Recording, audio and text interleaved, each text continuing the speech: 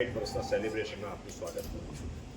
ભાવીશી આઈ hospital doctor Anil ભાવીશીએ 1965 સપ્ટેમ્બરના દિવસે ચાલુ કરેલી હતી. એ અમદાવાદના સેકન્ડ નંબરના MS સર્જન હતા. સેકન્ડ નંબરના એટલે કે he was the second MS સર્જન, એટલે કે એમની પહેલાં એક જ MS સર્જન આવેલા. ત્યાં સુધી બધા DO MS સર્જનો આવતા હતા અને એ પ્રોફેસર ઓફ ઓપ્થોલ્મોલોજી હતા. એમણે એન્ટિયર સેગમેન્ટ એટલે આંખના આગળના ભાગની સેવાઓ શરૂ કરી હતી, એટલે મોતિયો, જામર, સ્ક્વિન્ટ અને બીજા બધા અને ચશ્માના નંબર ઉતારવાના ઓપરેશન, એ બધી વસ્તુની શરૂઆત એમણે કરી હતી. અને એ સારી હેલ્થ હોવાના કારણે જસ્ટ 5 વર્ષ પહેલાં જ્યારે એક્સપાયર થઈ ગયા, એના 3 મહિના પહેલાં એમણે છેલ્લું ઓપરેશન કરેલું પોતે પેશન્ટની સાથે at the age of 78. He did his last operation. ચાલુ કર્યું.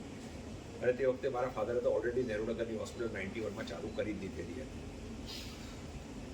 એક મનમાં ઈચ્છા હતી કે જે પણ કામ કરીએ, જે પણ કરીએ તો સારામાં સારા સાધનોથી કરીએ, પેશન્ટને સારામાં સારો લાભ થાય એવો પ્રયત્ન કરીએ. અને આ આખી જર્ની એ એક જ વસ્તુ કહીશ કે અમારી પ્રેક્ટિસની લીગસી એક જ વસ્તુ પર છે, ઓનેસ્ટી. એ અમારી લીગસી છે. અમે જે કહીએ છીએ કરીએ છીએ અને લોકોનો વિશ્વાસ અમને આ જગ્યાએ લઈ આવ્યો છે આટલા વર્ષના અંતે.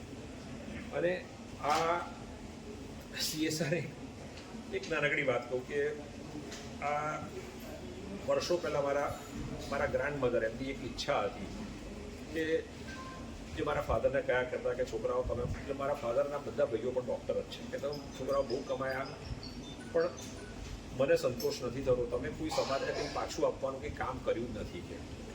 એટલે અમે નવીન ચેરિટેબલ ટ્રસ્ટ કરીને એક ટ્રસ્ટની રચના કરી, જે મારા કાકાના નામે છે, જે એક્સપાયર થઈ ગયા છે.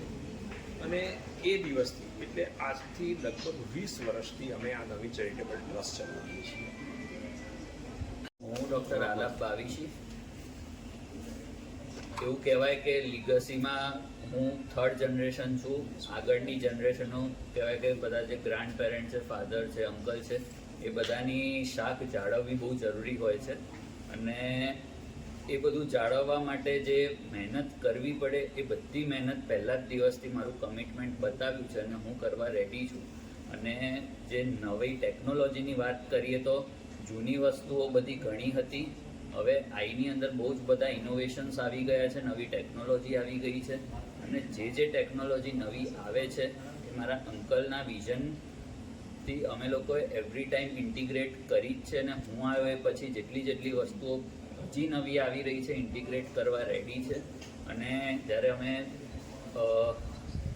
સાધનોની વાત કરીએ ત્યારે જે મોસ્ટ લેટેસ્ટ જે સાધન બધા હોય એ બધા જ અમારી જોડે અમે લોકો અવેલેબલ રાખીએ છીએ, કે કોઈ પણ પ્રકારની આઈ સર્જરી લેટેસ્ટ સાધનો અને લેટેસ્ટ ટેકનોલોજીથી થવી જોઈએ, જે અમે કરવામાં કટિબદ્ધ છીએ.